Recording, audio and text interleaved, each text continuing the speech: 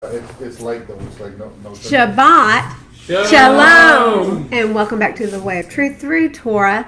And guys, today we have got behind me, I've got an artist. Come here, artist. This is Bailey Green, and Bailey is going to be drawing out the camp of the Levites as we go through this lesson. Because the camp, I'm going to tell you, it's not going to look anything like what you think it looked like. Before we started studying in depth, like 4 years ago, I thought it was just one big square, right? And they just moved as that square through the wilderness. But that's not how it was done, was it? Our Father has got... You aren't eating in front of me. No. I can't eat in front of the camera. And my artist, now they stole my artist. But guys, listen, if you've got questions, please send them to us. We're going to go through here, and most everyone in here, except for Seth, has read the Torah portion. not throwing you under the bus, brother. Okay, are y'all ready? So guys, through Abba is giving instructions. So let me ask you something. Genesis, how long of a period did Genesis cover? From the beginning, right? Before Yah even created the world, all the way up through Yaakov's lifespan, right? Yeah. Oh, it was way more than that. Really? It was probably close to 1,500, maybe 2,000. So here we are. We've finished Bereshit, which is Genesis.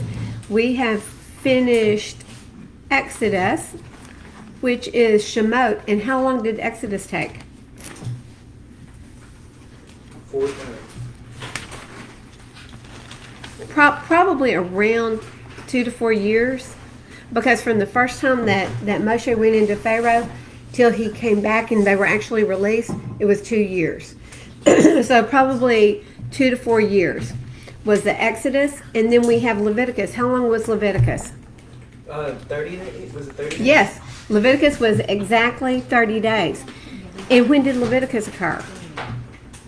Right after The first month of the second year, right? Right? Okay, so we've got Leviticus, because what happened was the first month of the second year, they erected what? the snake of the temple. The tabernacle. They didn't erect the snake. They erected the tabernacle. Okay, and so here we are in Bimidbar, which is Numbers. And this is going to take us all the way through the 40 years. So we're going to have a lot more. It's not gonna take that long, is it? It's going to take 40 years, and we're going to sit here and smile the whole time, okay? No blowing that stinking shofar in my face. So are y'all ready? These are Yah's commands regarding the tabernacle that they just set up, regarding the camp that they just set up. So this is going to be really cool. How's it going back there? Do a little dance. She's not a dancer, okay? Okay, are we ready? And what does "and" mean? And it's the very first word. Olive? It's carrying on. Grant, you're right. You're hitting everything right today. You should be up here teaching with me. Yeah, you're my You teacher. didn't get the snake part right. But you didn't get this. At least he spoke up, but you did miss the snake part. But they do erect the snake. You're right, and they're going to do that in Numbers. Okay, and Yahuah spoke to Moshe in the wilderness of Sinai in the tent of appointment on the first day to the second new moon in the second year after they had come out of the land. So this is exactly 1 year later after Exodus that we are talking here. Seth, can you make that be silent? So this is exactly 1 year later, and he says, take a census of all the congregation of the children of Yasharal. Now, when they came out in Exodus, how many came out? 2. Oh wait, no. Over 600,000. I'm thinking So it's 599,998. I'm sorry. Plus those two. So 600,000 came out. This is a year later, and y'all was telling them take a census. That's 600,000 men of fighting age, all right? That it was 600,000 20 years and older, and only of the Israelites. So it wasn't counting any of. You're right, Bill. It didn't count any of the children. It didn't count the women, and it didn't count the foreigners. All of the people who said, "Hey, we saw what your Yah did, and your Elohim totally wiped all of our little g gods out. We're coming with you." That doesn't include the traders and the merchants that were in Egypt when all of the plagues were happening. They all left, and they came out with Israel. And this is one reason that we had so many issues out in the wilderness. These people hadn't been brought up under Yah. They weren't even born of Yah. But listen, are we? No. No. But what have we done? We've chosen. We're going with Him. We don't want any part of this world's little g God. Okay, so he says, take a census of all the congregation of the children of Yasharel by their clans, by their fathers' houses, according to the number of names, every male, head by head. Now, I'm going to be skipping through here, and you're going to be happy because I won't be repeating. Okay? So, we are going to skip over to verse 21 in chapter 1. Of the tribe of Reuben, and listen, before we skip over there, go back to 6. From Shimon, Shalumiel, son of Sarishaddai. This is another reason I'm not reading all this. So Yahuah himself is the one who set up the leaders of each tribe. Okay? The leaders of each tribe are going to go into the tribes and into the clans, and he's going to help take the census. And when a census is taken, Yah is always there. Okay? So from the tribe of Reuben, we have 46,500 men. From the tribe of Shimon, we have 59,300. From the tribe of Gad, 45,650. From the tribe of Yehudah, we have 74,600. From the tribe of Issachar, we have 54,400. From the tribe of Zebulun, we have 57,400. From the tribe of Ephraim, we have 40,500. From the tribe of Manasseh, we have 77,700. And from the tribe of Benjamin, we have 35,400. From the tribe of Dan, 62,700. Guys, these are just the men 20 years and older. And this is what Yah says. He says, count these from 20 years old and above.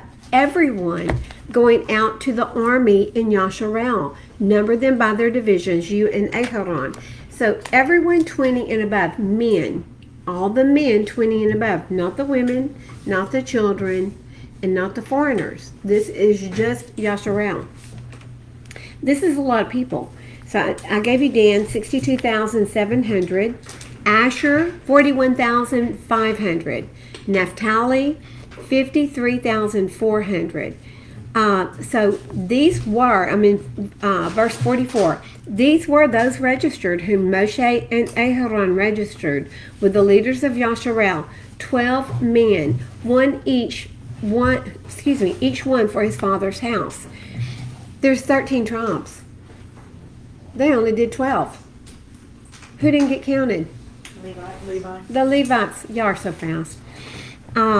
And all those registered are the children of Yasharel by their father's house from 20 years old and above, everyone going out to the army in Yasharel. Now listen, this age of 20 never changes for Yah. He uses this for everything in counting the what? Men. The men. If you're under 20, you're a boy. So boy, you will get up and help your sister. No, I'm kidding. I'm kidding, Grant. So if you're under 20, you're a boy. You're a youngster. You're not the age of accountability. When you hit 20 and up, guess what? Mom and dad aren't responsible for you anymore. You're the age of accountability. And I like the way you said that, like What a about jazz girls? singer. Is it different for women? For women, I don't know. Do you know, that's a good question. That's what I always thought. I was like, is it for I had- all kids under 20 or is it? Because didn't Well- some get married like at Yeah, I think 14? it's after they're able to have their Their children, period. Because their they mature periods? faster, or more shirt coming? That was Oh, you're that was a fast. slam she just threw at you. She's a dear. Yeah. She said it and ran. But in Israel, even the girls, when they graduate from high school, they join the IDF, the Israeli Defense Force. So it is made up of men and women, and the little girls are just as tough. Some of them tougher than the men, and they're just as cute as they can be. I'm not kidding. It's the Remember cutest. that shirt I had that said I stand with Israel? Remember? Yes. Thelma got mad at me for wearing that. Why? She says that Israel's creating a Holocaust over there. No, Israel, I want to tell you something. Israel is not creating a Holocaust over there. Israel has been bombed from Gaza, not by the Gazians, but by Hamas. Hamas infiltrated Gaza. They've hidden themselves in Gaza and in Rafah. I'm just telling you what I told her, man. So for those out there who think that Israel is bad, listen, they just found, 3 more hostages dead, and one of the girls, had been beheaded. These are hostages that Hamas won't even turn back over. And they've got little babies and older people there. So Hamas they're evil, they are brutal, and Israel is doing only what Israel needs to do, and they need to finish this. And a lot of people are going to get mad for me saying that they need to finish what they have started, and they don't need to back down, because Hamas will not go away. Neither will Hezbollah. They're both funded and backed by Iran. So it's the same snake, just 2 fangs, and they don't like Yasharal. They're kin. They're kin, guys. Okay. And those that were, so thank you for asking that question. Who asked that? You? Yes. Yeah, that was a good question. Okay, in 47 he says, but the Levites were not registered among them by their father's tribe, because Yahuah had spoken to Moshe, saying, only the tribe of Levi do you not register, nor take a census of them among the children of Yasharal. Instead, appoint the Levites over the dwelling place of the witness, over all its furnishings, and over all that belongs to it. Okay, in 51, when the dwelling place is to go forward, the Levites take it down.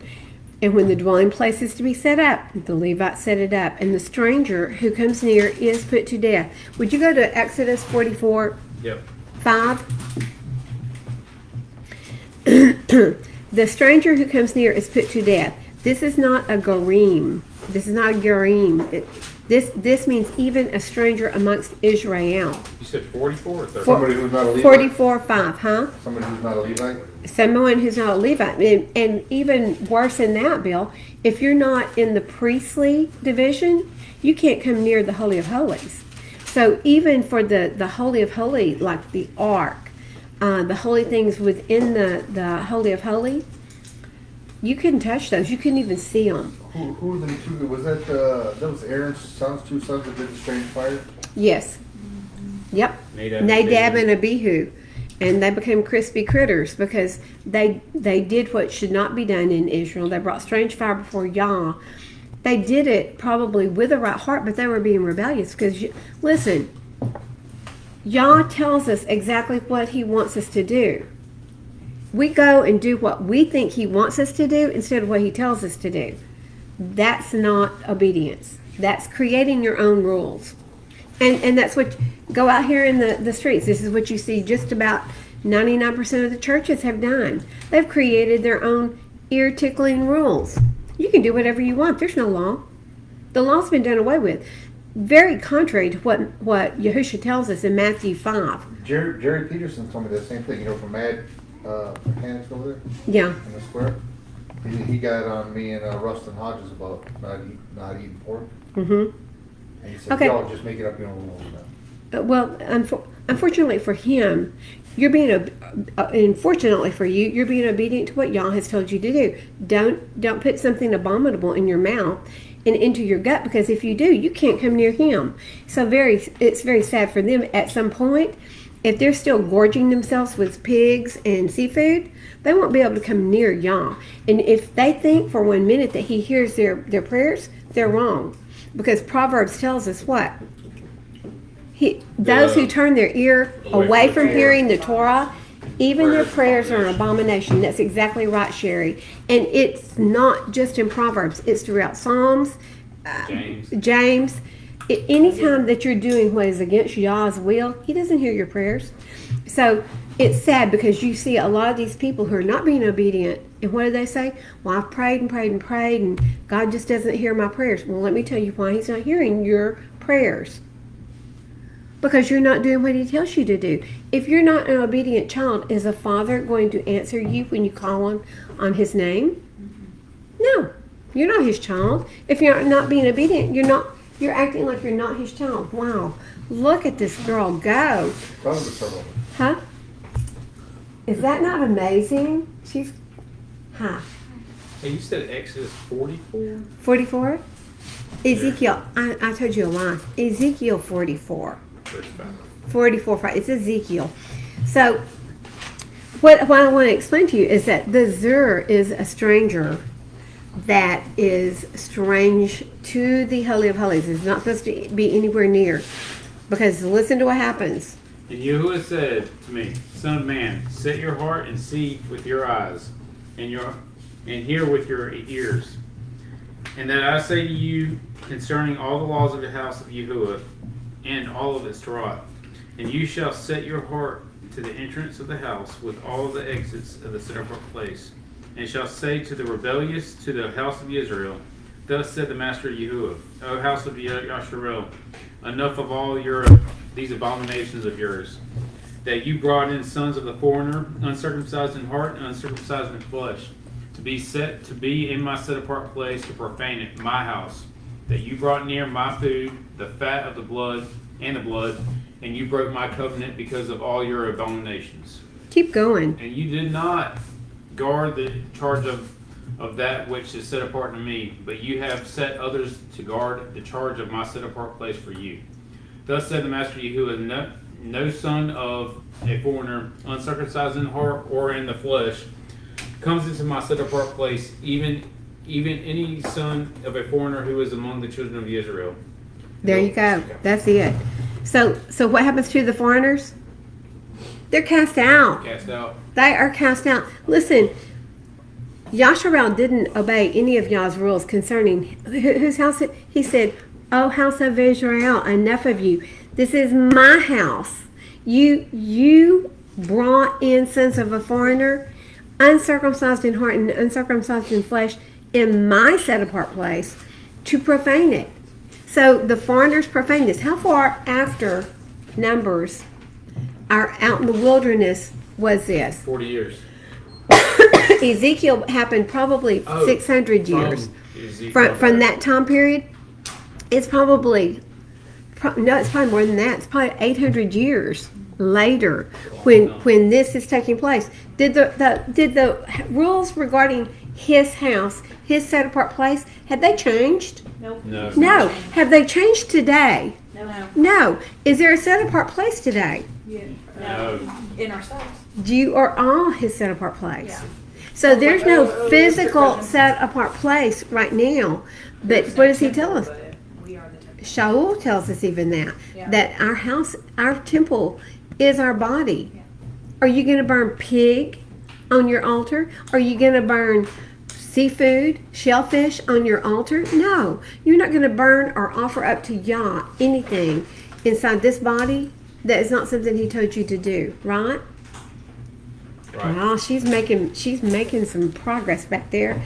Okay, so and the children of Yasharel shall pitch their tents, every one by his own camp, everyone by his own banner, according to their divisions. And now we're going to see. Let me keep going. But let the Levites camp around the dwelling place of the witness, so that there be no wrath on the congregation of the children of Yasharel, and the Levites shall guard the duty of the dwelling place of the witnesses. And the children of Yasharel did according to all that Yahweh commanded Moshe, so they did.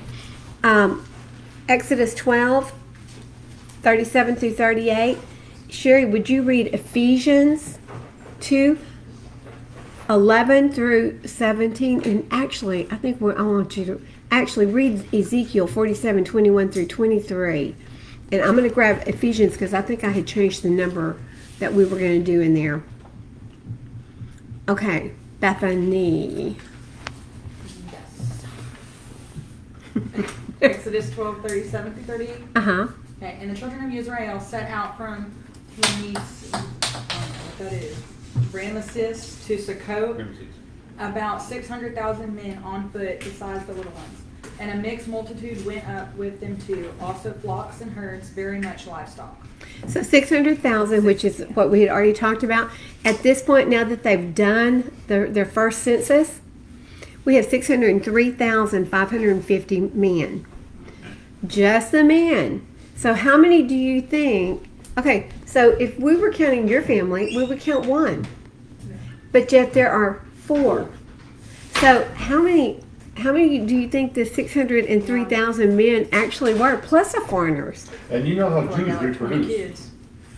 He told me to go forth and Okay, hold on. We're not talking about Jews. We're talking about the house of Yasharal. We're talking about all 13 tribes.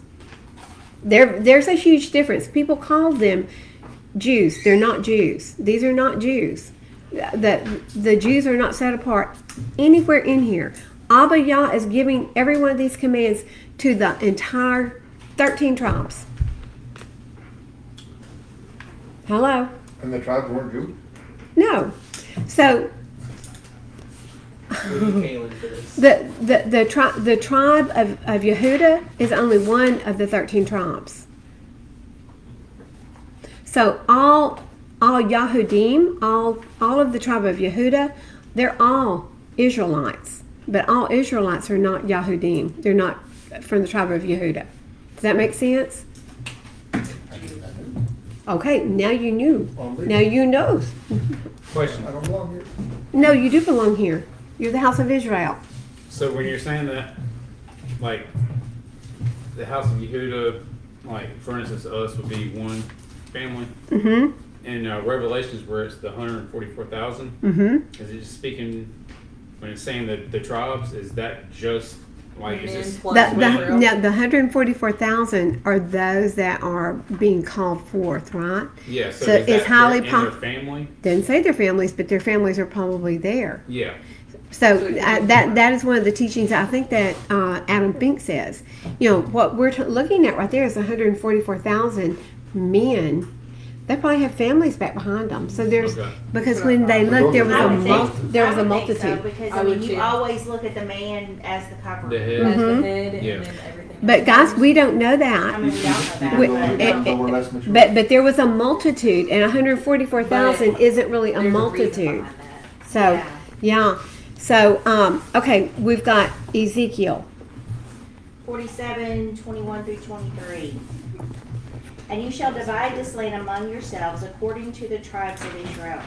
And it shall be that you divide it by lot as an inheritance for yourselves, and for the sojourners who sojourn in your midst, and who bear your children among you. And they shall be to you as native born among the children of Israel. With you they have an inheritance in the midst of the tribes of Israel.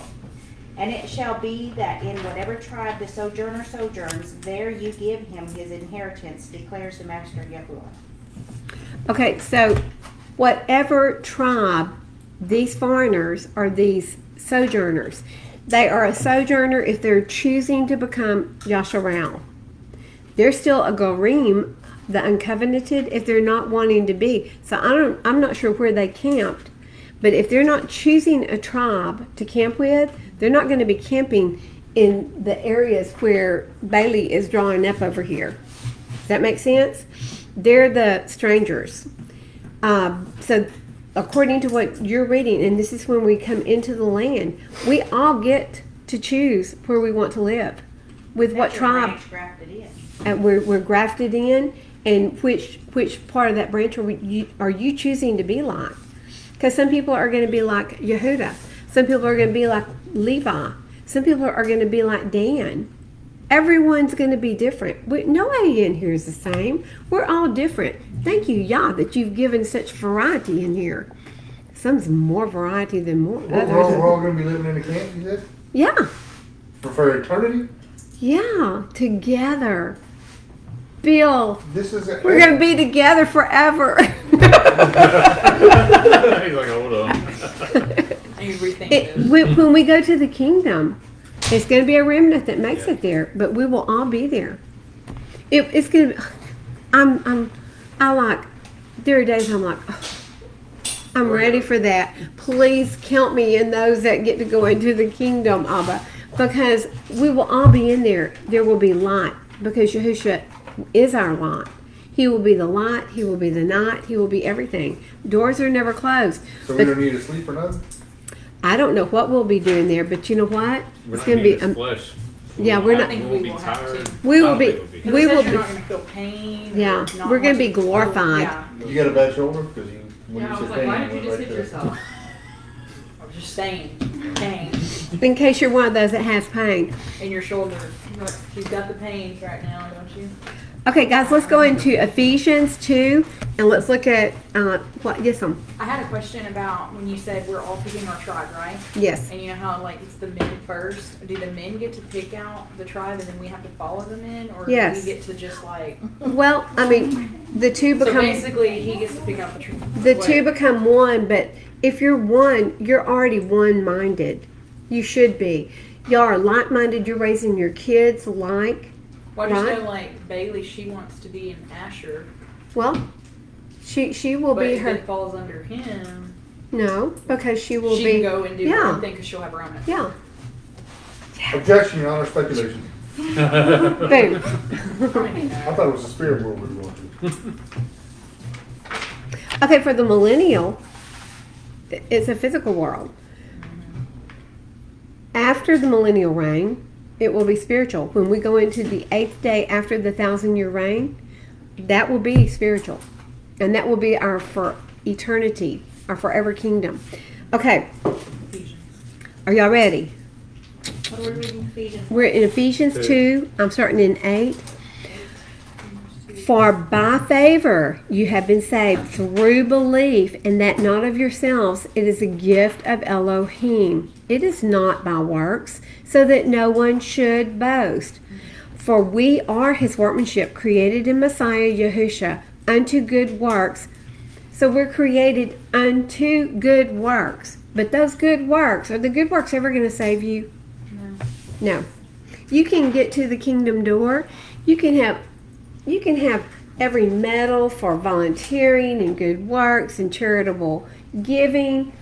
Is that going to get you through the gate? That's what Mother Teresa thought, that the more good you did, the... Yeah, but if you don't have Yahushua, you have to have two things. What's on the outside is not always on the inside. What's on the outside is not always on the inside. And why are you working to achieve all these good things? Is it So- for men pleaser Yeah, are you a To look man good? pleaser? on the Now it's a outside?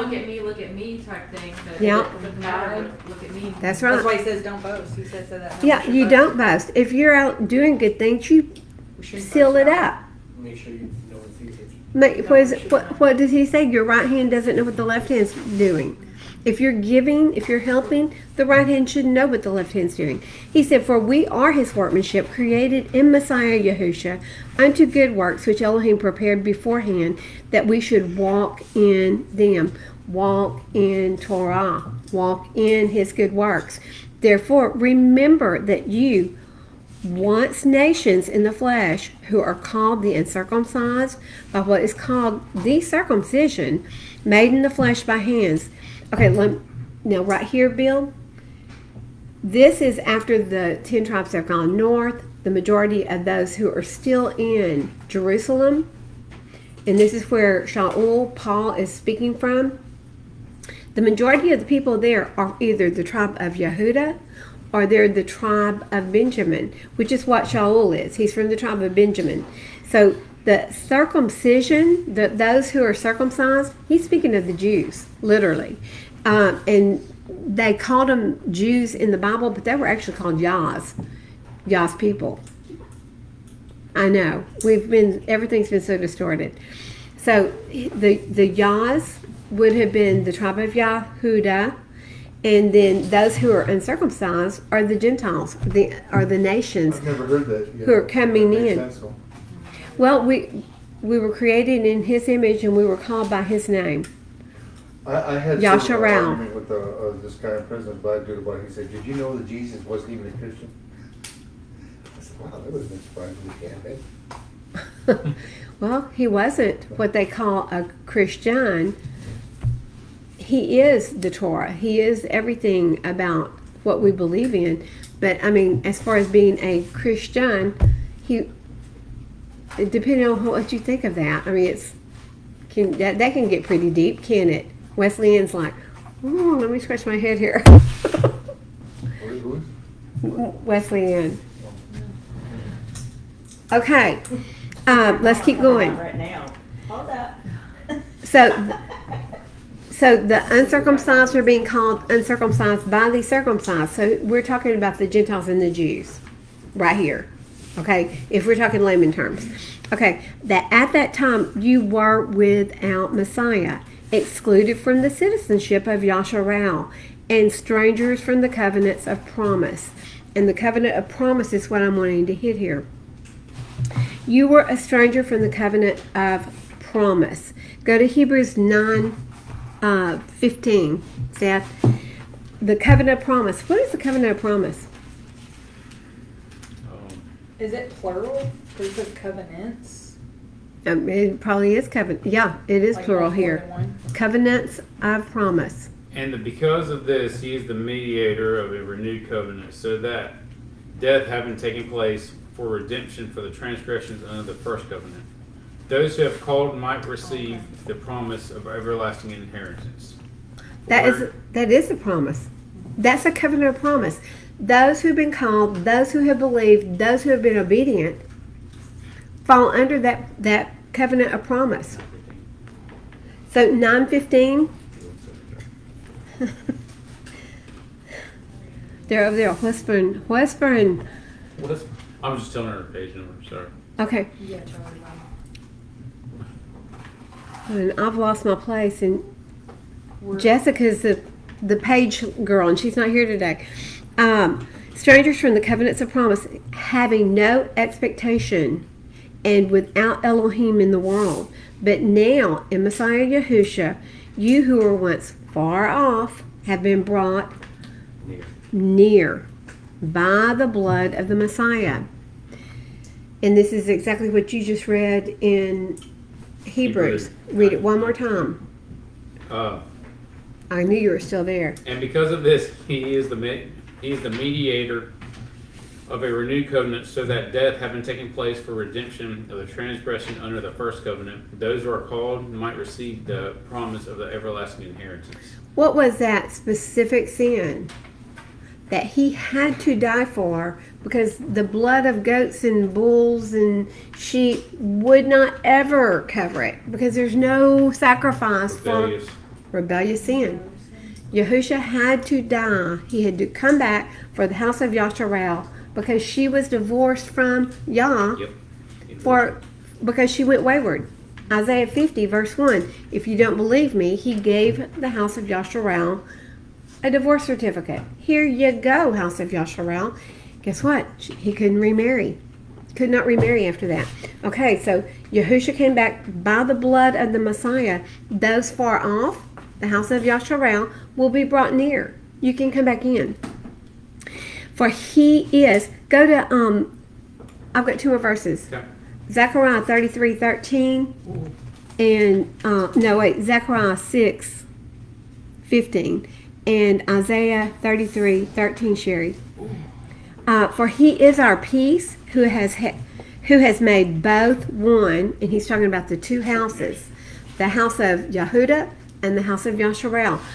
Where else do we see these two becoming one, and both under the same covenant?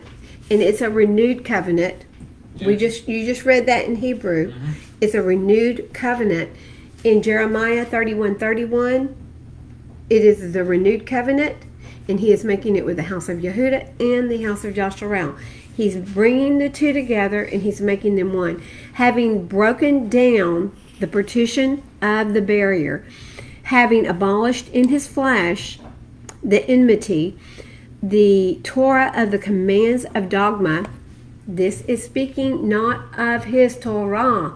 This is speaking of his Talmud. The Talmud. Who came up with the Talmud? Now, this is where we need Kaylin. Who came up with the Talmud? The Jews. The rabbis, the Pharisees. The Pharisees. They came up with the Talmud, what is still taught today in the synagogues. The Talmud. This is what's being taught in the synagogues today. So the dogma, so as to create in himself one renewed man from the two, thus making peace, and to completely restore to favor both of them unto Elohim in one body through the stake, having destroyed the enmity by it. And having come, he brought as good news peace to you who were far off and peace to those near. So peace is going to come to everyone. And we are those who are far off, guys. Excuse me, because through him we both have access to the Father by one Spirit. So you are no longer strangers and foreigners, but fellow citizens of the set apart ones and members of the household of Elohim. So all one family, through his blood, through the stake. Did you read your verse? No, ma'am. Would you read your verse? Sure will. And I'll tell you, go ahead. my first, okay, 33:13. You who are afar off, hear what I shall do, and you who are near, know my might. So- 6:15. 6:15. And I this- think you need to read further than that even. Look at it and see. you like before? Maybe before. Okay. Yeah, because this is the end of it. Maybe after. Maybe. Mhm.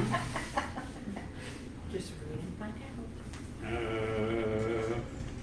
It is okay. I'm gonna start at 13. It is he who is going to build the build the Hekal of Yahuah. It is he who is going to bear the splendor. What is the Hekal? It's the tabernacle. It's the temple, the tabernacle. Yeah. And who's he that he's talking about? Yahushua. Yahusha. Okay, I want you to listen to this, okay? Okay, keep going. And he shall sit and rule on his throne, and shall be priest on his throne.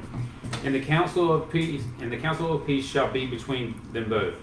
While the crown is a remembrance in the tabernacle or Hekal of Yahuah to Helem and to Tobiah and to Yadiah and to I'm not making up to it.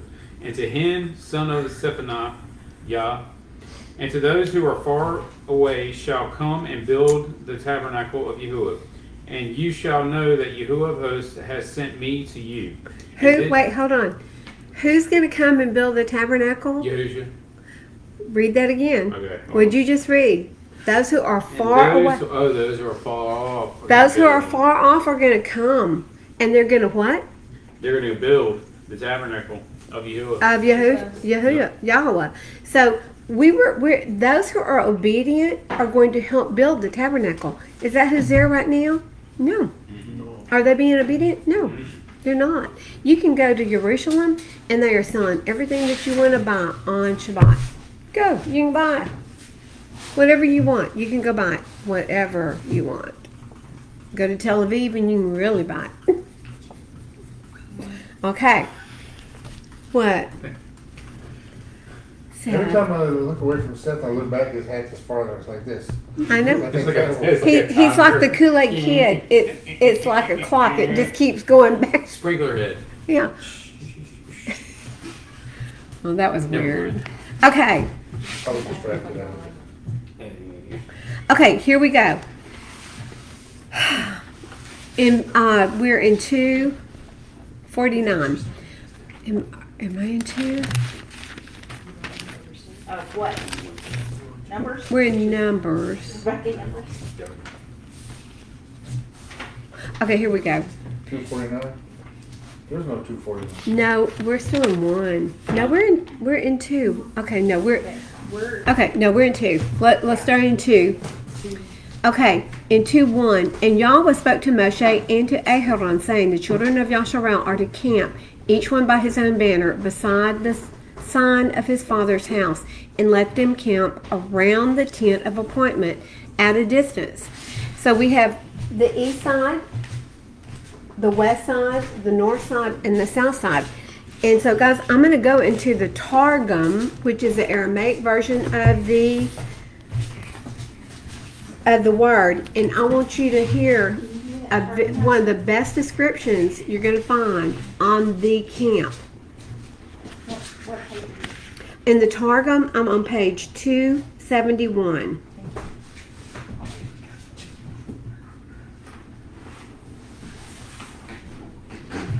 See if mine's the same. Okay, I'm actually going to start on page 272, about halfway down into. It'll be actually the second chapter of Bimidbar. And Yahuah spoke to Moshe and with Aharon, saying, every man of the Benai Yasharel shall encamp by his standard. Benai means the children of Yasharel. By the ensign, which is signified upon the standards of their father's house, over against the tabernacle of ordinance, shall they encamp round about. The length of the camp of Yasharel shall be 12 miles. Its breadth is going to be 12 miles. So let me see if I can pull this closer. Tell me if I'm fixing to pull something off, guys. You're moving all your cords over here. I know. Okay, hold on. Is everything moving okay? Can I unplug this? Ah, yeah, you can.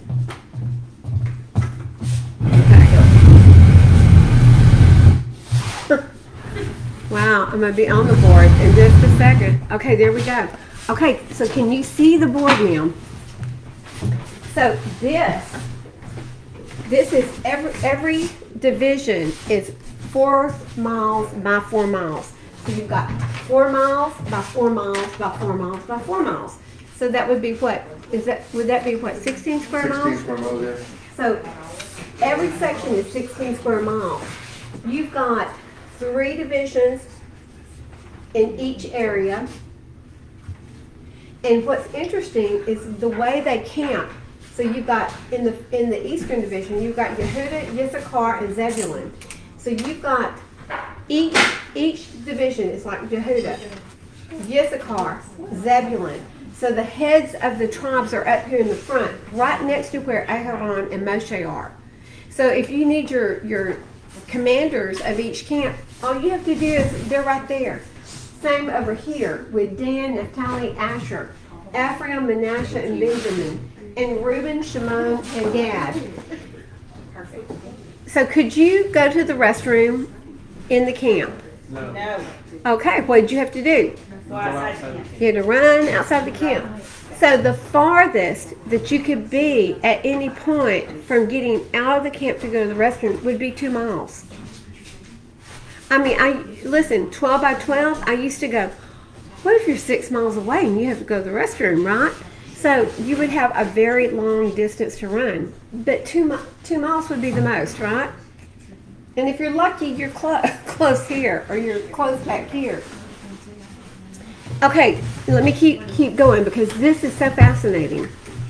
Okay, so the length of the camp of Yasharel shall be 12 miles and 12 miles its breadth, and they who encamp eastward to the sunrise shall be of the standard of the camp of Yehudah by their host, spreading over 4 miles, and his standard shall be of silk, of 3 colors corresponding with those of precious stones which are in the breastplate.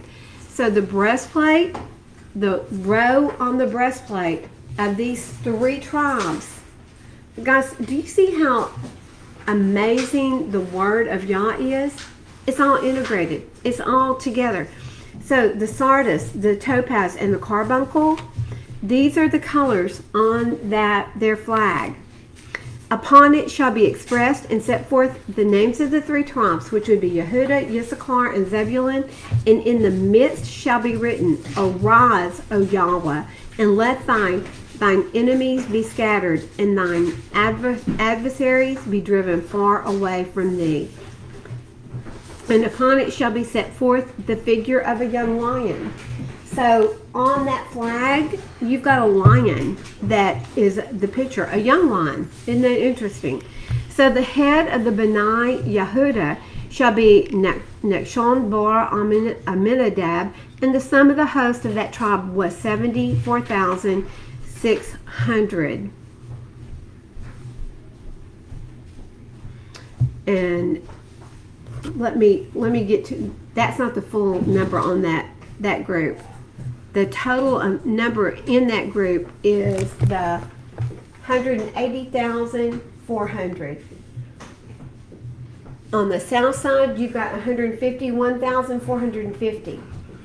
On the north side, you've got 157,600. And on the west side, you have 180,100.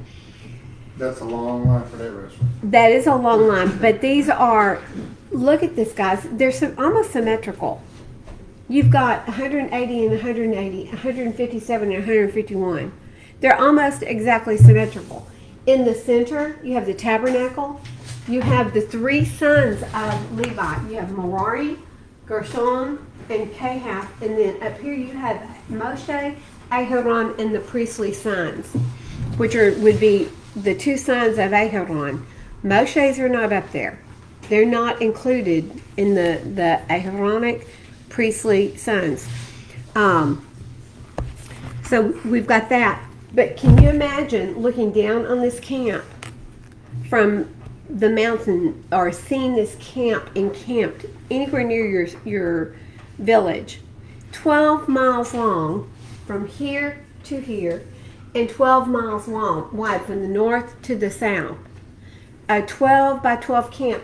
These are open areas here. So if you had to go outside the camp, if you had a boil or a disease and you had to go outside the camp, you would go to these areas. You're still pretty well protected because you've got Yasharel on two sides. But the intricacy of what John did here, do y'all find this fascinating? Yes? No? Yes, ma'am.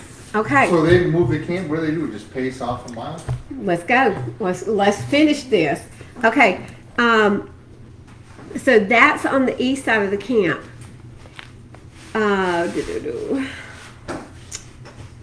Okay, by the standard of the camp, Reuben, they shall encamp southward by their host, spreading over 4 miles, and his standard shall be of silk, and 3 colors, corresponding with those of the precious stones that are on the breastplate armor, the Asmarad, the sapphire, and the adamant. And it will be expressed and set forth in the names of the 3 tribes, Reuben, Shimon, and Gad. In the midst of it is written, here, Yasharel, Yahuah, our Elohim, is one. And upon it shall be a picture of a stag. Now, in the Targum, it says that it actually was supposed to be a young ox. But Moshe was like, they used a calf when he was up on Mount Sinai. So he said, I don't want to cause more sin to come on these people by thinking the calf is something to be lifted up. Yeah. So he changed it to the stag. Okay, so the amount there is 151,450.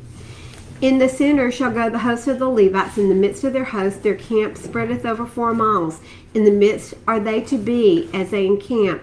So shall they go, every man going in his appointed place by their standard. So when they leave, when Yah says it's time to go, and the fire lifted, it started out with the east, then with Reuben. So Yehudah led always. The east side led out. Reuben would be right behind him. In the center, you're going to have the Levites with the tabernacle, with all the parts of the tabernacle. And then let's see who comes next. The camp of Ephraim comes next. Isn't that interesting?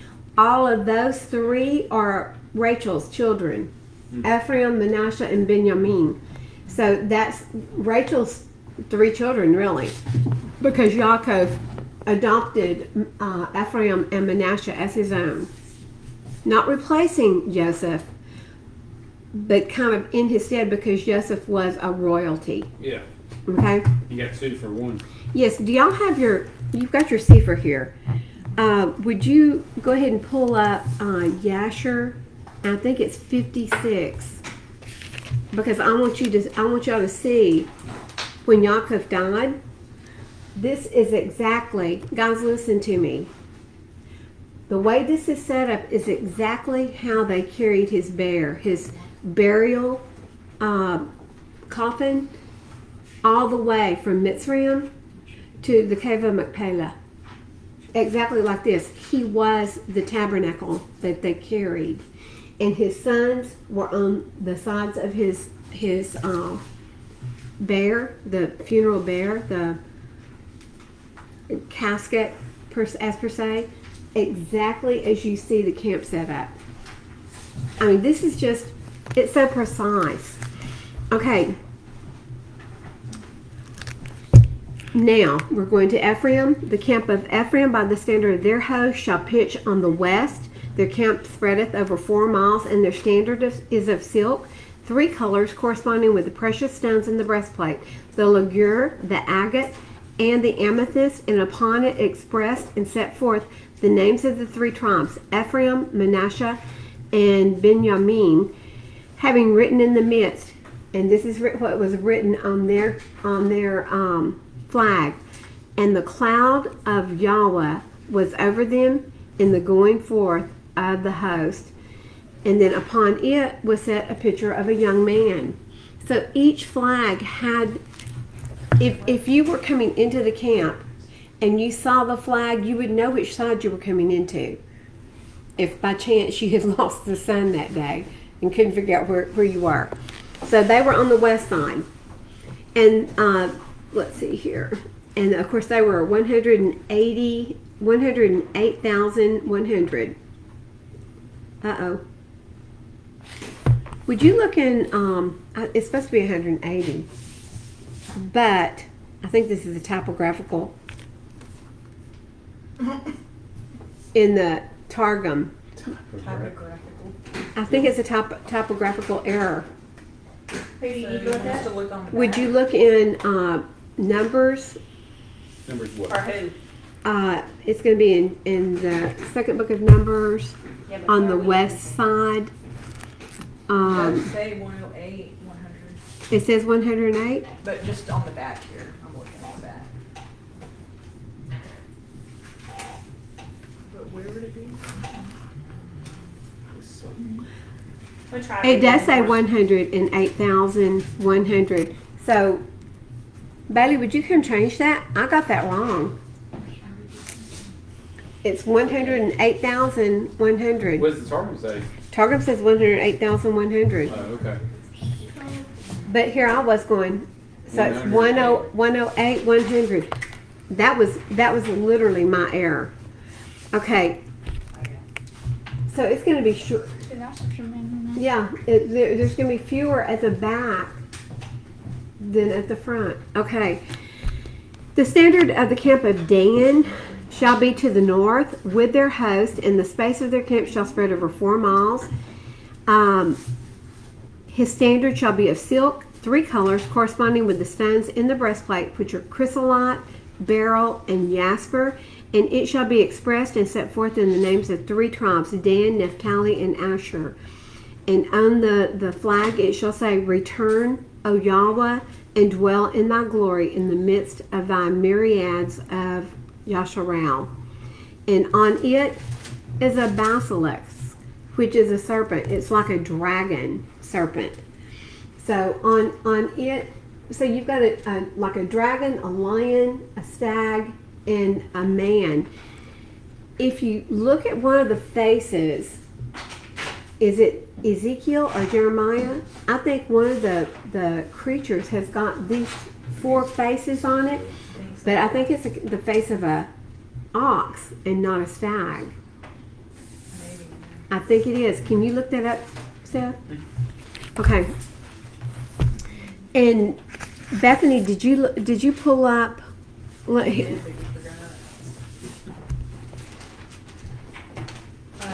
Yasher 7 or 56. 56.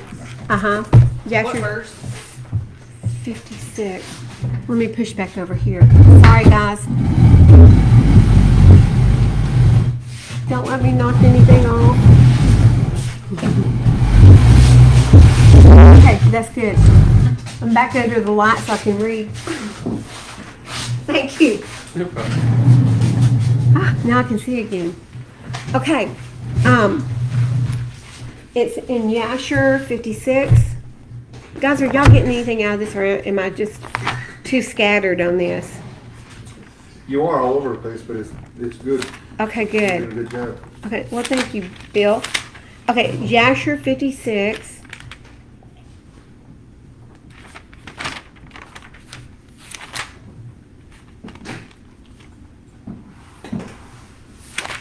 Oh, that is it's a long chapter, isn't it? Okay, here we go. Yasher 56:10. You know what? I'm going to go ahead and do it since I've got it all scribbled on here. I'm sorry to do that to you. Okay.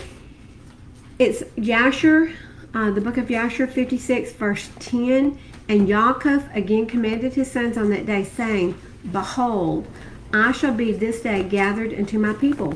Carry me up from Mitzrayim and bury me in the cave of Machpelah, as I commanded you. Howbeit, take heed, I pray you, that none of your sons carry me, only yourselves. He is very specific here, which is specific. He's very specific. He said, only you. And this is the manner you shall do unto me when you carry my body to go with it to the land of Canaan to bury me. Bailey, you want to come up here and point out the names as I'm going through it? With your little hoodie, my little hoodie girl. Okay, so on the east side, we've got Yehudah, Issachar, and Zebulun shall carry my coffin at the eastern side. Reuben, Shimon, and Gad at the south.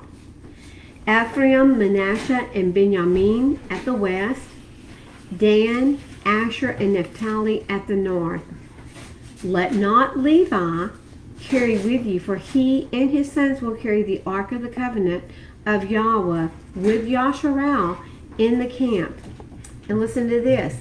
Neither let Joseph my son carry, for as a king, so let his glory be. Howbeit, Ephraim and Manasseh shall be in their stead.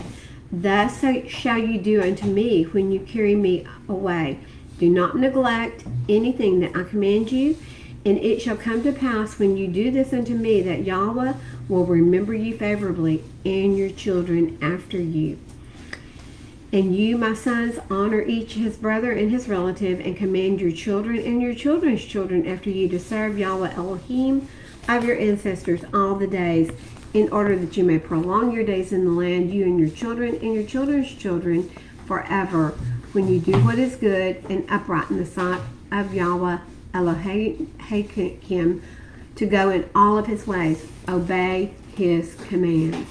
This is a dad's last words to his children. This is what you do. This is how you carry me, exactly as Yahuah set up the camp. Is that not just amazing? I mean, to me, when I first saw that, I was like, oh my goodness. Even the breastplate is a reflection of the way the camp was set up, and it was a reflection of the way that they carried their dad all the way. And let me tell you something, that was not a short trip. From Mitzrayim to Canaan to the cave of Machpelah, that was a pretty good distance. Does anybody used to have that? Anybody know that? What? How far it is from, in Mitzrayim it was Ramesses to the cave of Machpelah in Yasharal. It seems like it's 100 and something miles, but I may be wrong. Yeah, but you got, 100,000 people, you're like, here, I'll carry this. All right, now your turn. No. What did he just tell his sons? He told them just You carry me, not your children, not your grandchildren. You carry me. All of his boys, and he had already adopted Manasseh and Ephraim. So you boys carry my body back to Machpelah, where Abraham had bought the cave to bury Sarah in. Right? Did you find it? Where? What you so slow for? Alright. Okay, you may have to pull it up on Chugel? what is it? Chugel. Yeah, on Tugel. I like it. I found your one verse you're talking about Ezekiel. It's 1:10. Okay. It says, "In the likeness of their faces, the face of a man on each of the four had the face of a lion on the right side," which is weird. Oh, because that's on wow. the right side. So look, guys. Okay, here's the face of the lion. And on no, hold on. And on wait, face of a lion on the right side, and each of the four had the face of an ox on the left side, and each of the four had the face of an eagle. Oh, But never mind. well, I'm just saying this. Never mind. Was there Okay. one man? Yeah. There was a man. There was an ox, which Mhm. was really where the stag is. And then you have the eagle. There was a lion and an eagle in place of the serpent, which really would make more sense than a dragon. Dragons Yeah. fly like eagles. Dragons can fly like an eagle. It would look like an eagle. Oh, Bailey. Good point, Bailey. 2 points, girl. 2 points. You get some brain food today. Okay. Y'all having questions about this? Bailey, you did a beautiful job up here. I mean, that is really, really amazing. Give it up for Bailey. Bill, you didn't clap. I don't have the energy. He needs some food. He needs food. Okay. 3. I'm sitting on. Don't go sleep. Well, we do bad things to people who fall asleep in here. If I wake up with makeup on, it's over. Just a little. Okay. Chapter 3. These are the generations of Aharon and Moshe when Yahweh spoke with Moshe on Mount Sinai. Chapter 3, Numbers. Chapter 3 in Numbers is where we are. And these are the names of the sons of Aharon: Nadab, the firstborn, Abihu, Eleazar, and Ithamar. Does he still have Nadab and Abihu? No, it's weird. These are the names of the sons of Aharon, the anointed priest whom he ordained to set and act as priest. And Nadab and Abihu had died before Yahweh when they brought strange fire before Yahweh in the wilderness of Sinai. And they had no children, so they were so young that they didn't even have children yet. So Eleazar and Ithamar acted as priests in the presence of Aharon, their father. So guys, I'm going to ask y'all, excuse me, in the millennial reign, we know that the tribe of the priestly tribe of Zadok is who will be ruling as the priest, right? Yep. Which one of these did they come from? Levites. They came from, okay, they are definitely Levites. Sorry. They're definitely of the lineage of Aharon. So, who was Eleazar's son? Yes, you can get it. Come on, you can do it. Pecos. Pinchas, Phineas. Phineas was Aharon's son, and Phineas is the one who was more righteous than everyone. He stopped the plague by killing Zimri. He's the one that rammed Yes, the 2 people. with a right? spear. Yes, right through the 2 Yeah. bodies. He speared It's them. more like.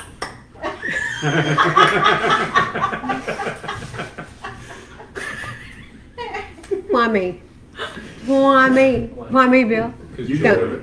Because I deserve it. I deserve you. Oh, great. joy. Okay. So, it is Aharon's son, Eleazar, who goes all the way down to Zadok. Okay, and Yahweh spoke to Moshe, saying, bring the tribe of Levi near, set them before Aharon the priest, and they shall serve him. And they shall guard his duty, and the duty of all the congregation before the tent of appointment, to do the service of the dwelling place, and they shall guard all the furnishings of the tent of appointment, and the duty of the children of Yasharel to do the service of the dwelling place. And you shall give the Levites to Aharon and his sons.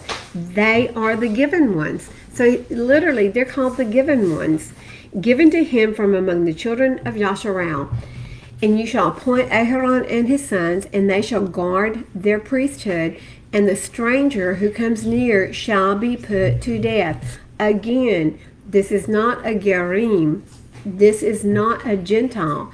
This is anyone who is not of the Aaronic family. Anyone who comes near anything of the tabernacle, death. Because they are called a zuar. That is the word that is actually here instead of garar. And Yahuah spoke to Moshe, saying, Now look, I myself have taken the Levites from among the children of Yasharel instead of every firstborn who opens the womb among the children of Yasharel, and the Levites shall be mine. Because all of the firstborn are mine. On the day that I struck all the firstborn in the land of Mitzrayim, I set apart to myself all the firstborn in Yasharel, both man and beast. They're mine. I'm Yahuah. So that day when the angel of death went through the camp, went through, what was the name of Goshen? Goshen. Went through Goshen in Mitzrayim, and all the firstborn of Yasharel were spared. Yah set them apart that day for himself. But we don't see that till now. 2 years later, now we see. Those are mine. He said, I set them apart. They're the firstborn of Yasharel.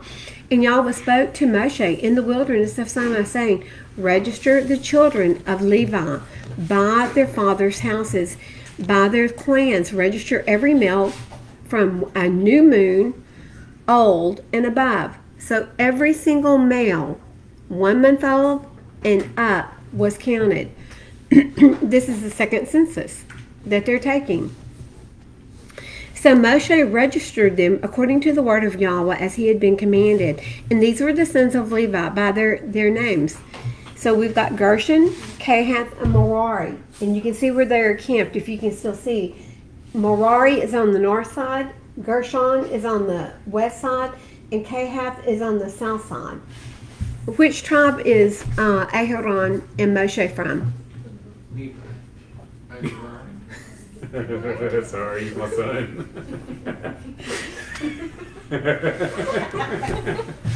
Oh, okay. Let's read, and we're going to find. It's Gershon. And these were the sons of Levi by their names: Gershon, Kohath, and Merari. And who was Abraham's father? Amram, right? Okay, and these are the names of the sons of Gershon by their clans: Libni, Shimi, and the sons of Kohath by their clans: Amram. Okay, it's the tribe of Kohath. I was wrong. So it's the southern tribe. So Kohath was Amram, which was Moshe's father, and Yishar, Hebron, and Uziel, and the sons of Merari by their clans were Mali and Mushi. Moses never met his father, did he? Yes. He did? Yes. So when Moshe was born, his mother kept him at her house up until he was about 4 months old, I believe, and then carried him to the river. And not Bathsheba. What was his mother's name? Starts with a B. Yeah. But she found him in the river. Well, what'd she do? She then hired Miriam's mother as a nursemaid for her child because he wouldn't suckle any of the Egyptian women. And so she carried him back to her house. The queen paid her in silver to nurse her child up until 2 years, and then she brought him back. So he actually grew up with his mother and father. His father wasn't in the movie, though. Oops. Somebody messed up, didn't they? Okay.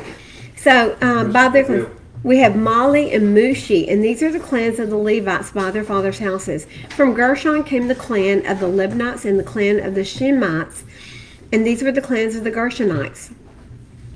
The registered ones, according to the number of all the males from a month old and above, came to 7,500. The clans of Gershon the clans of the Gershonites were to camp westward behind the dwelling place, and the leader of the father's house of the Gershonites was Eliasaph, son of Lael, and the duty of the children of Gershon in the tent of appointment was the dwelling place and the tent and the coverings and the covering of the door of the tent and the screens of the courtyard and the covering of the door of the courtyard which is around the dwelling place and the slaughter place in their cords according to all its services. Do you hear what Yah is doing? He's piecemealing all the work right here. There's no question about who's going to carry the tent pegs and who's going to carry the beams and who's going to carry the skins. He's telling them exactly who's going to do it. And he's going to tell them how to do it.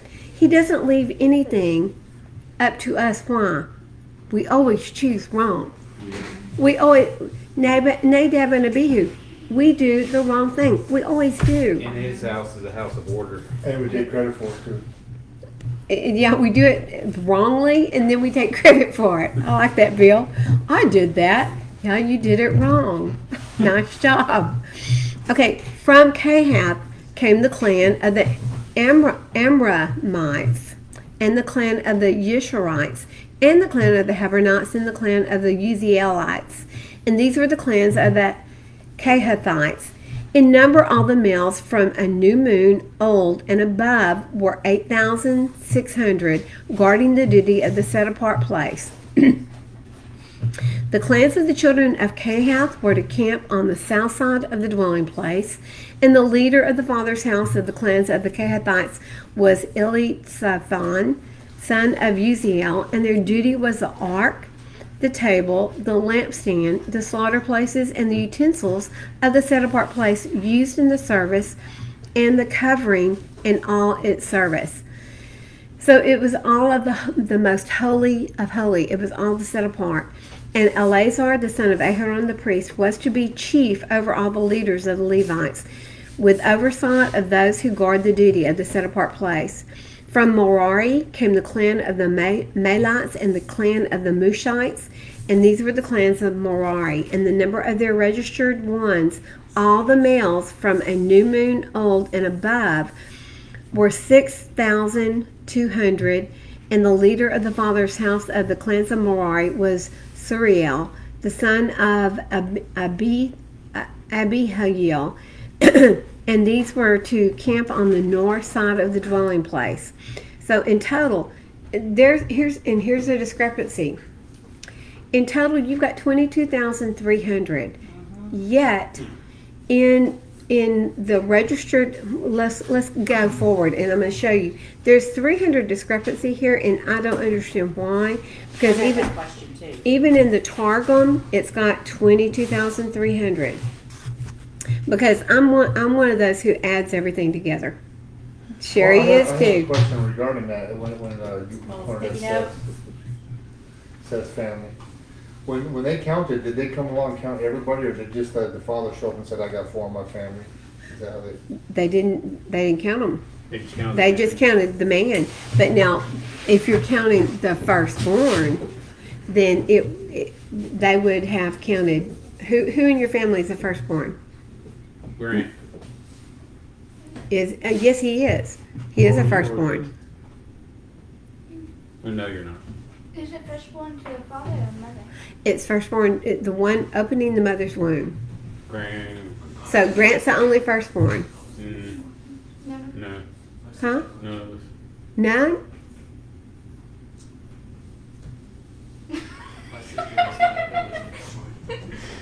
Open the mother's womb. Mm-hmm. She got a brother. You are the mother. Oh, you aren't the mother. I'm sorry. See, I'm convinced you're the mother. I think they're convinced you're the mother. I'm like, wait a minute. Okay, let's go over here. I'm not talking to you anymore. Wesley. We're out. We're outside. How many firstborns are there in your home?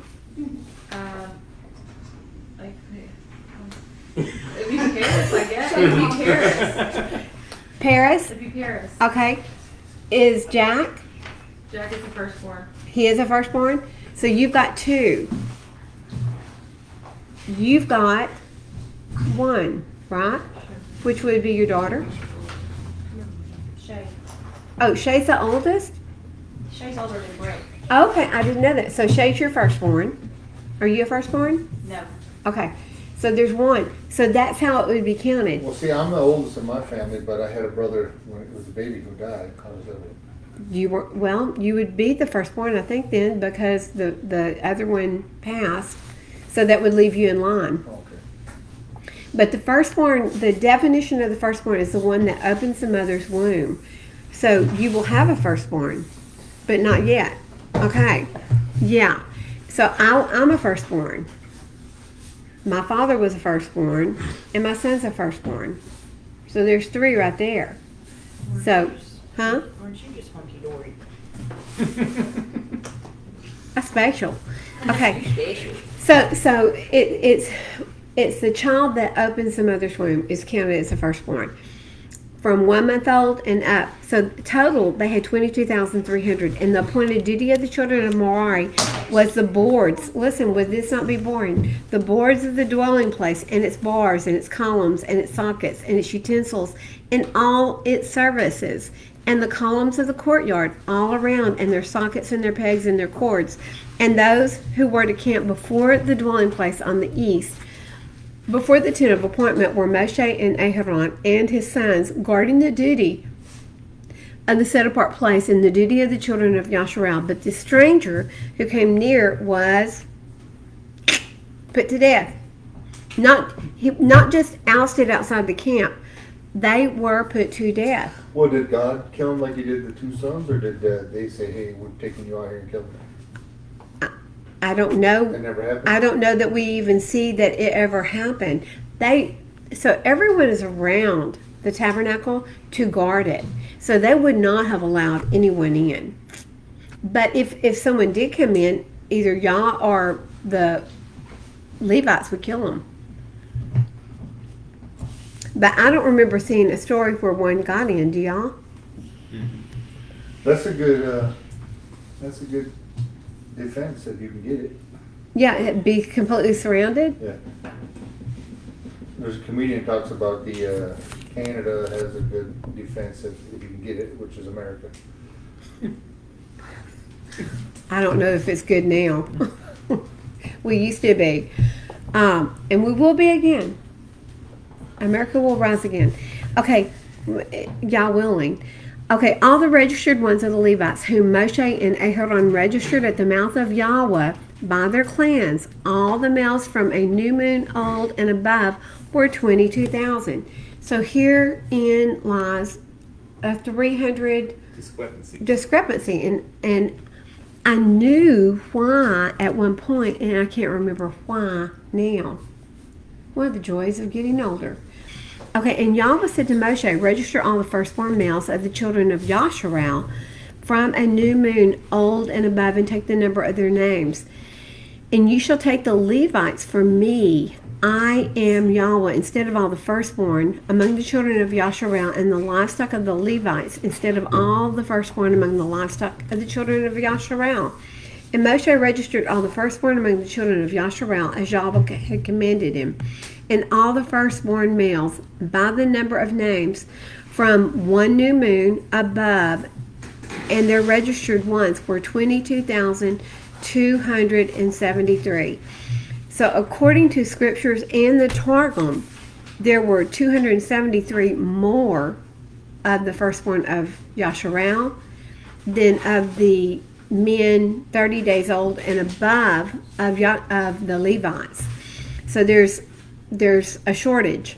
But when you use the figures that they give you, there's only like a few people short.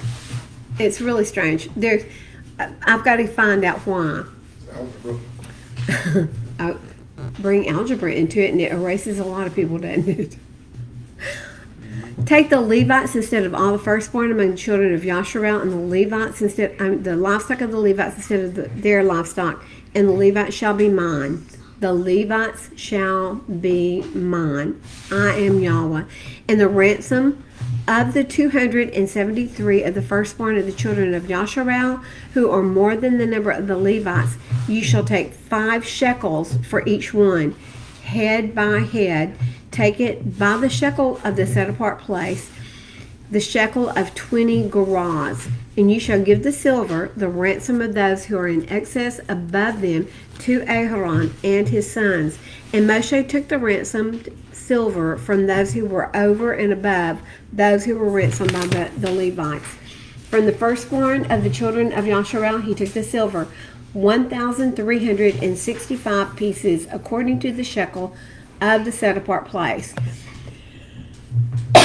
Excuse me. And Moshe gave their ransom silver to Aharon and to his sons, according to the word of Yahuah, as Yahuah had commanded Moshe.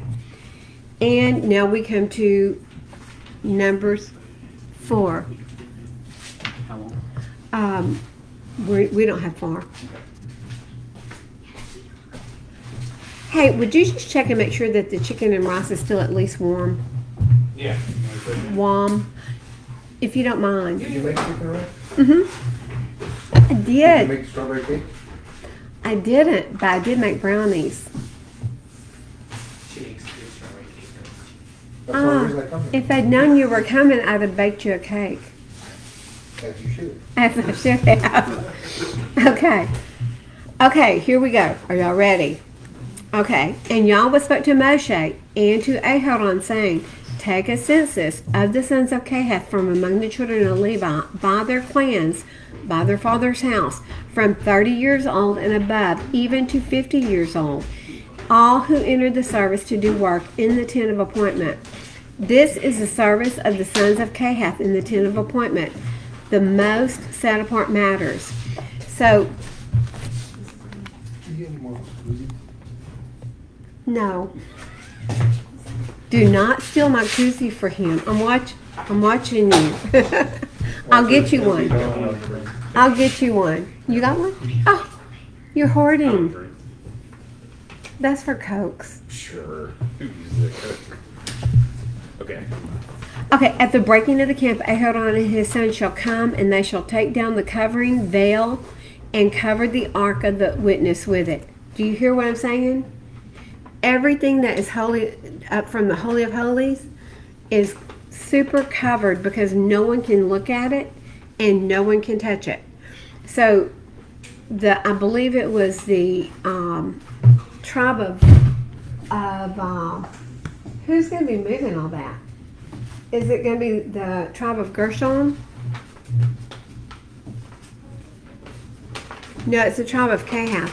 So the tribe of Kohath is going to be moving all the Holy of Holies. The priests have to go in, cover everything, and prepare it for the tribe of Kohath to come and move it. So they can't even go in there and prepare it. That's how special and set apart it was.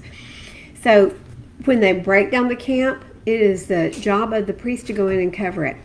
And on the table of showbread, they shall spread a blue wrapper and shall put on it the dishes and the ladles and the bowls and the jars for pouring and the showbread on it. And they shall spread over them a scarlet wrapper and cover the same with a covering of fine leather and shall insert its poles.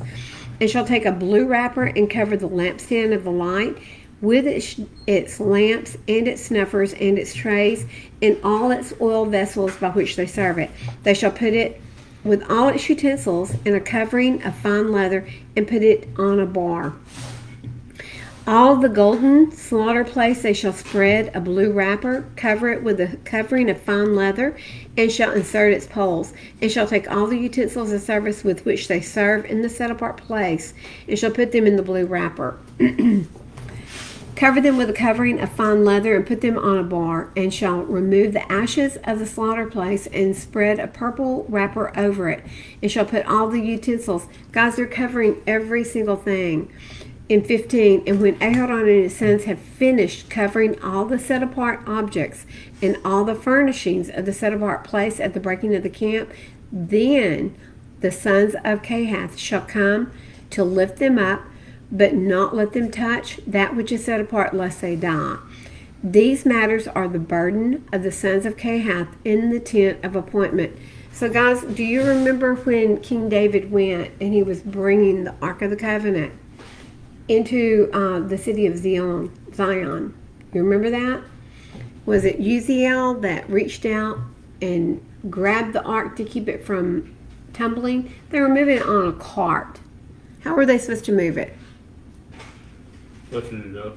Lifting it with the poles that went through the sides and loops and all that stuff. yes. And not only is that the way where they were supposed to carry it, Specific ways. it was supposed to be covered. Yep. It had 4 rings at the 4 corners. The acacia wood poles. Acacia wood. Thank you. The acacia wood went through each one of the rings, and only the sons of Kohath would lift it up and carry it. So if they're walking down the road, strangers did not see the Ark of the Covenant. They didn't even know what it looked like. It was totally covered in all the holy articles. And the oversight of Eleazar, the son of Aharon, is for the oil for the light, and the sweet incense, and the daily grain offering, the anointing oil, and the oversight of all the dwelling place, and all that is in it, with the set apart place, with its furnishings. So Eleazar is really the one that took care of all of this. And Yahuah spoke to Moshe and to Aharon, saying, do not cut off the tribe of the clans of the Kohathites from among the Levites, but do this to them: they shall live and not die when they approach the most set apart objects. Aharon and his sons shall go in, appoint each of them to his service and his burden. They are not, however, to go in to watch while the set apart objects are being covered, lest they die. So they couldn't look on the set apart objects, nor could they touch them. So you didn't finish the guy who grabbed the thing as it was moving? Oh, he died. And what did David do? King David stopped everything right there. And they left it. I can't remember where it was located, but it was in a village. And they left it there. That village prospered and did well from it being there. Yep. And finally, King David went into Scripture to see, how are we supposed to move this? Yep. And when they found out, only from the tribe of Kohath can they move it, and only when it's covered, and only with the poles. It wasn't supposed to be on a cart. Never was it supposed to be on a cart. It was supposed to be lifted with the poles and carried like that. Well, he went back and got it? He went back and got it. And he. So the village people not the village people, but. Yeah, the village people. YMCA. So they found it sitting there and nothing happened to them? I don't know how they kept from getting. I guess they didn't touch it. They didn't touch it. Now. And everything that whole place was blessed because the ark was there. Well, Indiana Jones knew not to touch it. You're the movie king. It's based on true story. Always. Movie and news, always on true stories. Okay. So only the anointed priests are to touch those. I've got Acts 6:7. I don't know what that one says, but would you look at it, and if it's pertinent, read it. And Yahuah spoke to Moshe, saying, take a census also of the sons of Gershon by their father's house, by their clans. Register them from 30 years old and above, even to 50 years old, all who enter to perform the service, to do the service in the tent of appointment.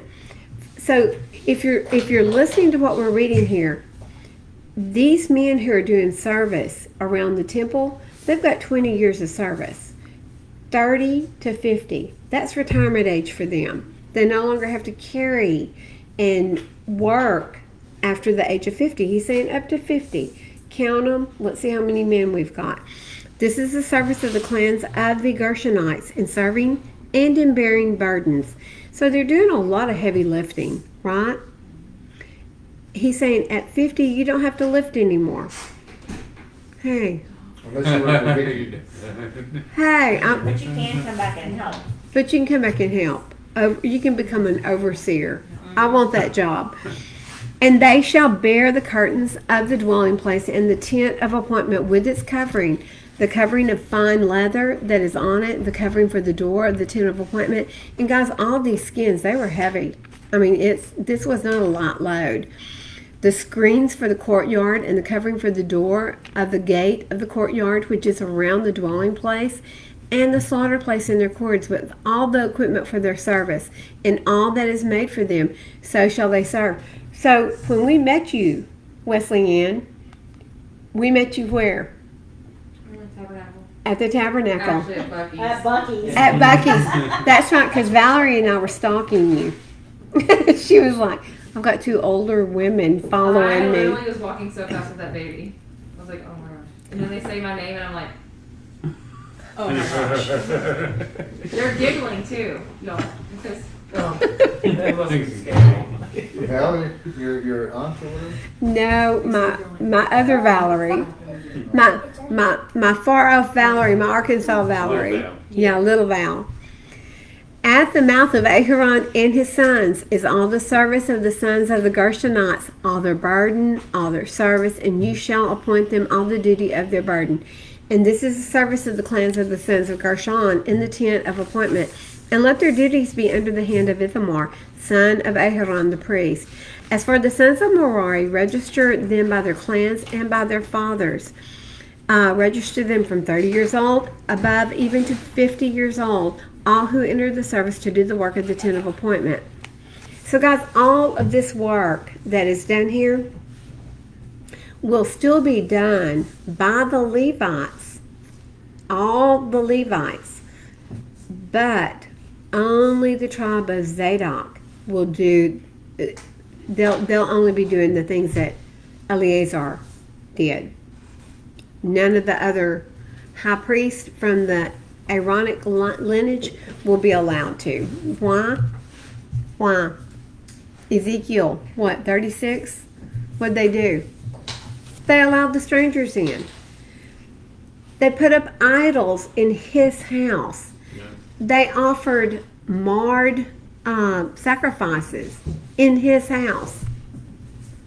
He said no more. But I think the idols is what got them really booted out.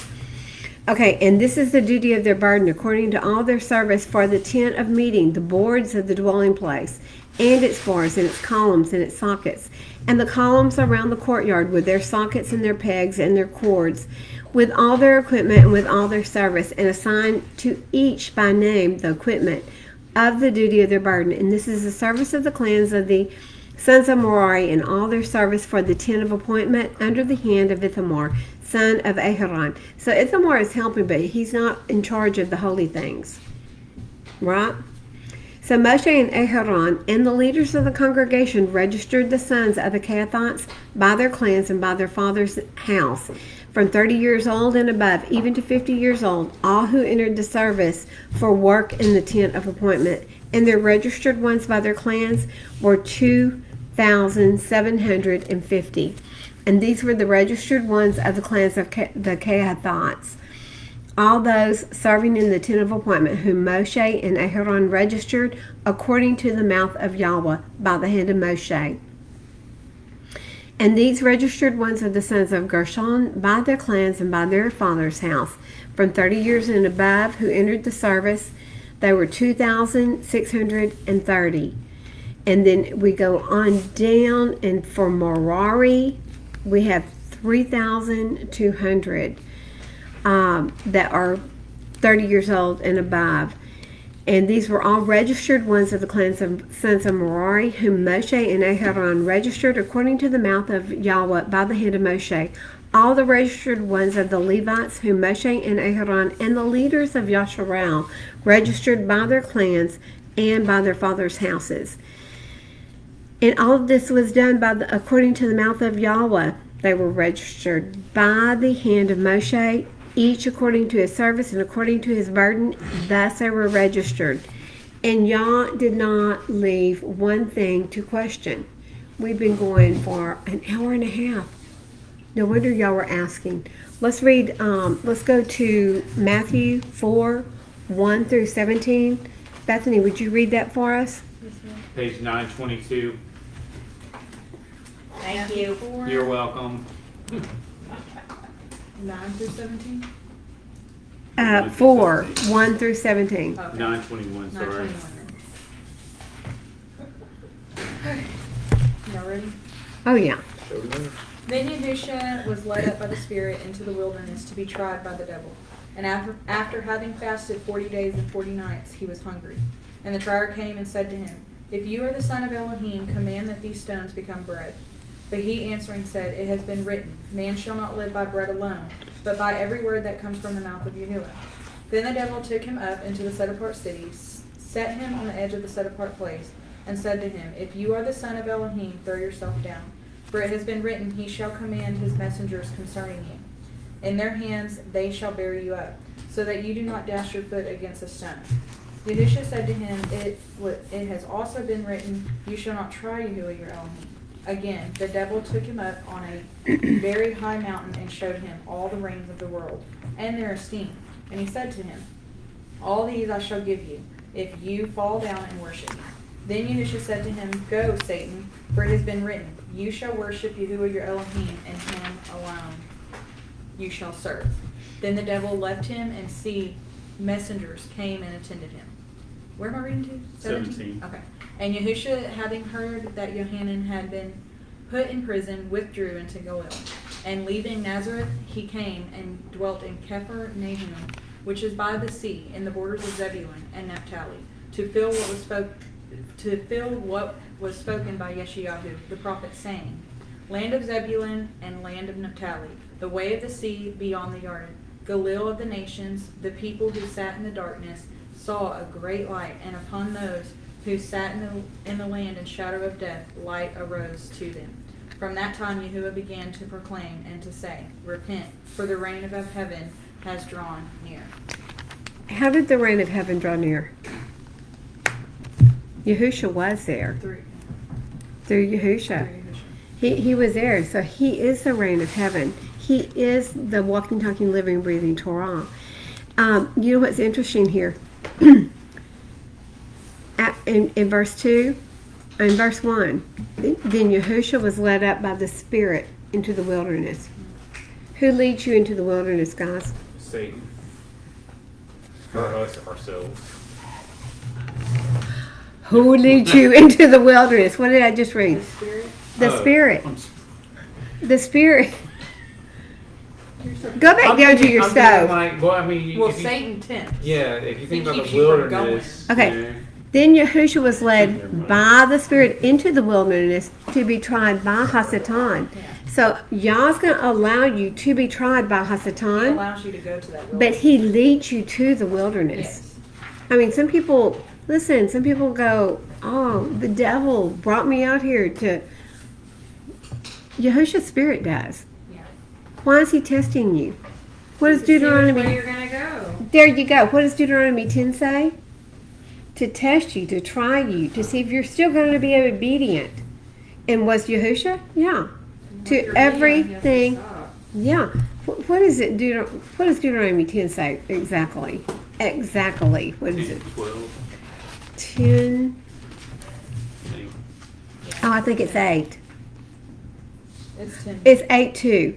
And you shall remember that Yahuah your Elohim led you all the way these 40 years in the wilderness.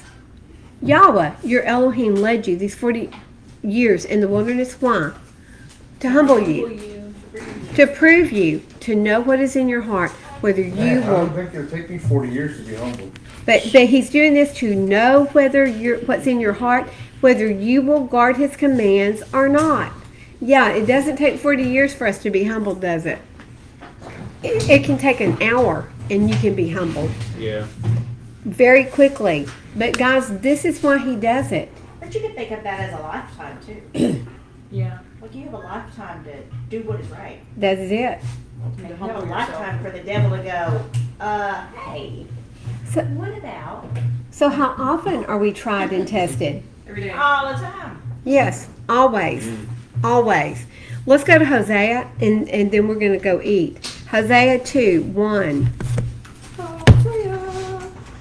More opera. Oh, she's not near as good as you. You do it. Yeah. I did it earlier. You should do it. But we didn't have you on We tape. need to have like an opera sing-off after lunch. Oh, see, no. Sydney tries to do it when I'm not there. Not while you're there. She won't do it in front of me. That's because she doesn't want competition. She'll do it when I'm not there at the table. Okay, Hosea 2. Say to your brothers, O my people, and to your sisters, O compassionate ones. So guys, have we obeyed? Listen to me. Has the house of Yasharel obeyed his commandments? All these, even since Yahushua's been gone, 2,000 years. What did he say? If you love me, you're going to keep my commands, right? Yep. Okay, so we've been cast out. So here we are. Strive with your mother. Strive, for she is not my wife, nor am I her husband. Let her put away her whorings from her face and her adulteries from between her breasts, lest I strip her naked and shall set her up as on the day she was born, and shall make her. Really, I don't need to read that part. I need to go down to 5.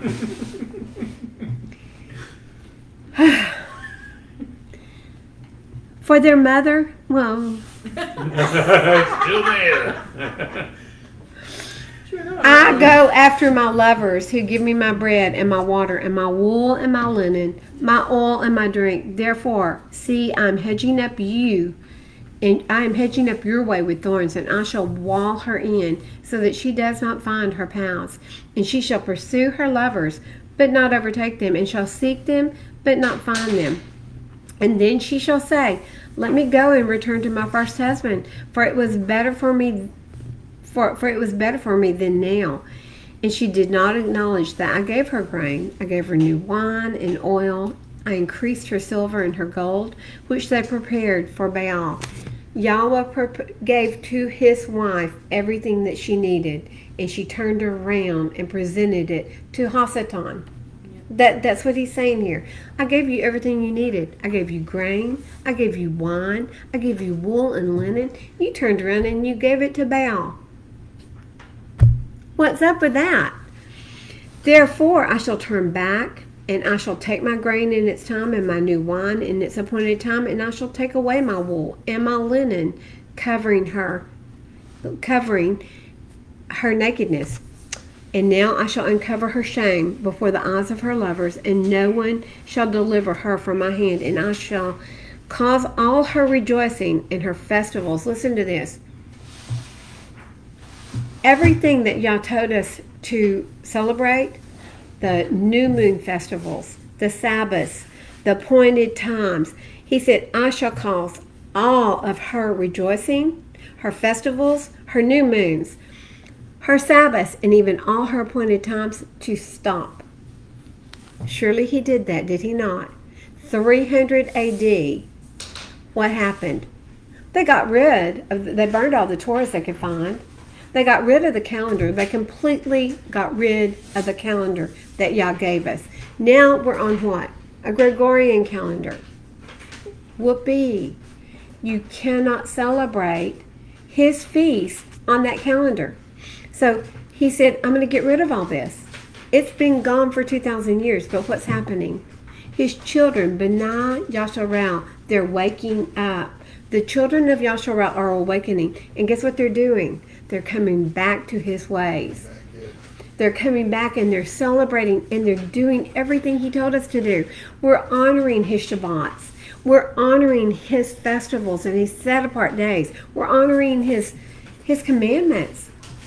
Listen, we're doing everything he told us to do. He said, not only is he going to get rid of her appointed times, he's going to lay waste her vines, her fig trees, of which she said, these are my harlot feasts that my lovers have given me. He said, I shall make them a forest, and the beasts of the field shall eat them. She won't eat them. I'm going to give them to the beast. And I shall punish her for the days of the Baals, to which she burned incense and adorned herself with her rings and her jewelry, and went after her lovers and forgot me, declares Yahuah. How much more can you forget Yahuah than to do away with his Torah? What are you burning incense to? And this is to our live streamers, because I know who y'all would burn incense to. You would burn it to Yahuah. But if you're not following his Torah, who are you burning incense to? Jesus? The one who came, that they said did away with the law? Listen, if you go into the New Testament and you read about the lawless one, it's exactly who they're preaching in the churches.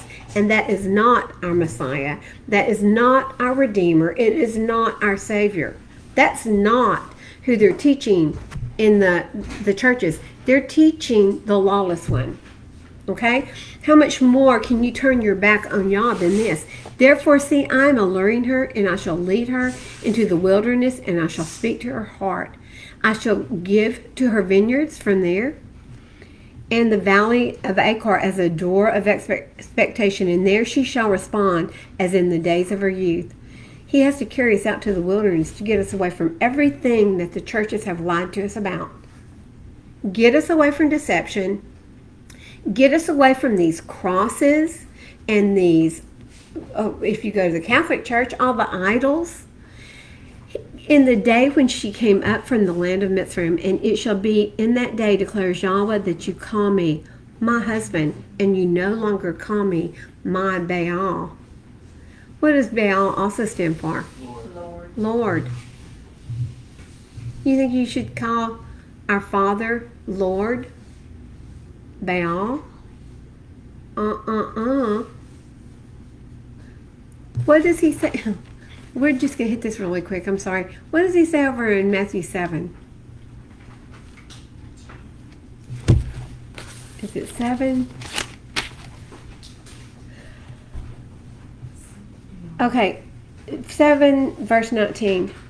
A good tree is unable to yield wicked fruit, and a rotten tree cannot yield good fruit.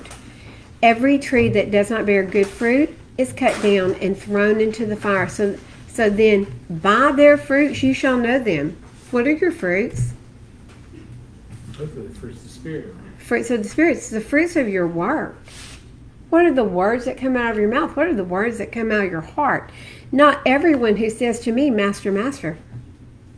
What does Master stand for? Lord, Baal. Not everyone who says to me, Baal, Baal, shall enter into the reign of the heavens. But he who is doing the desires of my Father in the heavens. Many shall say to me that day, Master, Master, have we not prophesied in your name? What name are they in prophesying in? You can go to YouTube. Go to any YouTube channel and you can pull up people prophesying in the name of Jesus. That is not our Savior's name. It doesn't even have a meaning. His name is Yahuah, the right arm of salvation. That's what his name means. It is not Jesus. Many of you say to me in that day, Master, Master, have we not prophesied in your name and cast out demons in your name and done many mighty works in your name? And guess what he's going to say? This is a scary verse, guys. If this doesn't wake you up, nothing will. Then I shall declare to them, I never ever knew you. Depart from me, you who work lawlessness. What does it mean to be lawless? Torelessness. No Torah, no commandments. Therefore, everyone who hears these words of mine and does them shall be like a wise man who built his house on the rock. It's not going to be swayed. It's not going to fall off. It's going to stand firm. Guys, what are his words? They're in the front of the book. It's the first 5 books of the commandments. So he's telling us now how to set up his house. He's telling us now how to do everything in our camp. We better listen and we better be obedient. Right, artist girl? You know what I find interesting about that? No.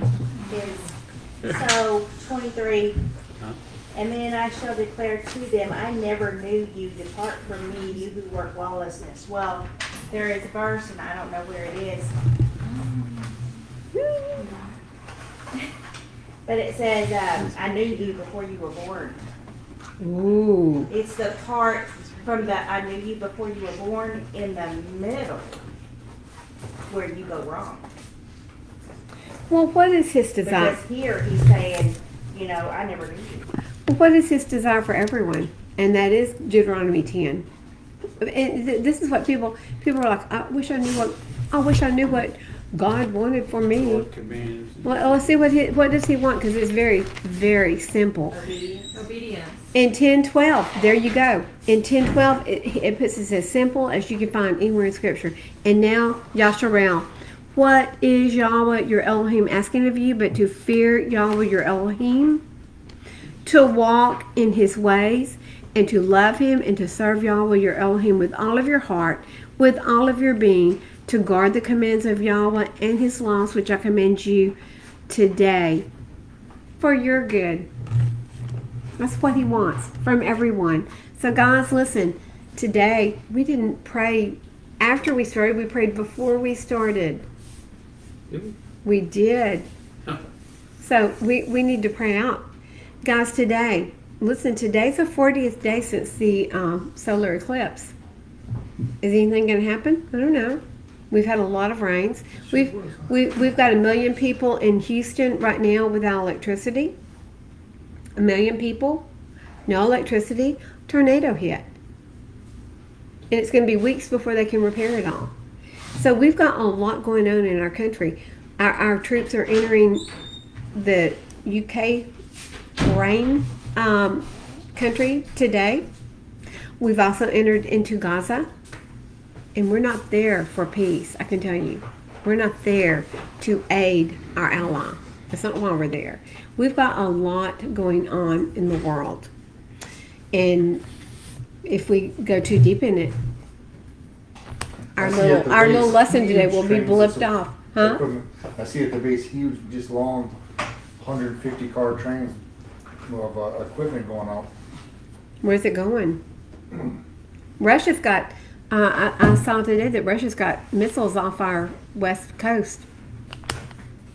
And they're fixing to have the largest UB something, that alphabetical festival in San Fran in the world. If they were still bombing California, I wouldn't be mad at Russia. But listen, there's a remnant in California. There's a remnant everywhere you look. So any place that gets bombed, whether it's Iran or Russia or Gaza, there is a remnant of Abba's people everywhere. So we need to be praying for Yasharel. That is his land. And his people are there.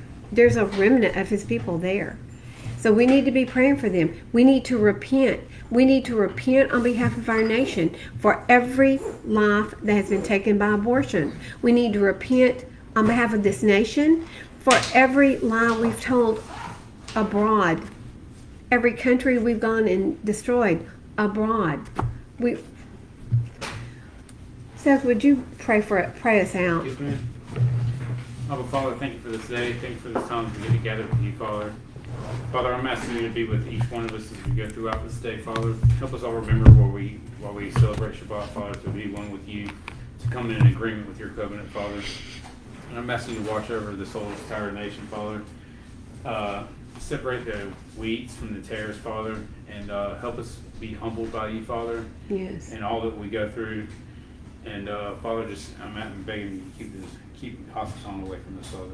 We love you. We thank you. We bless your holy, set apart name in the precious name of your Son, Yahuah. I pray this. Amen. Amen.